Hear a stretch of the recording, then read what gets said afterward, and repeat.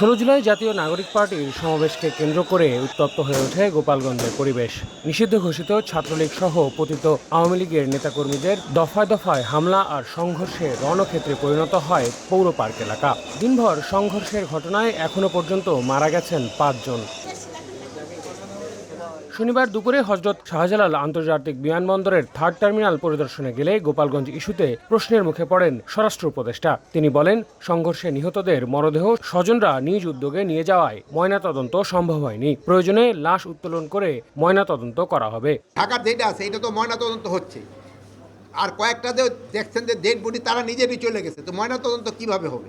ওইগুলি যদি দরকার হয় আবার ময়নাতদন্ত হবে। কমিটি গ্রহণ করা হয়েছে, এই কমিটিতেই নির্ধারণ করবে এটা কার দায়। প্রায় 3 দিন পর ধীরে ধীরে পূর্ণরূপে ফিরছে গোপালগঞ্জ। শনিবার ভোর 6টা থেকে অনেকটা স্বাভাবিক হতে শুরু করেছে গোপালগঞ্জের পরিস্থিতি। লোকসমাগম বেড়েছে রাস্তাঘাট ও বাজারে, যদিও এখনো জনমনে শঙ্কা কাটেনি।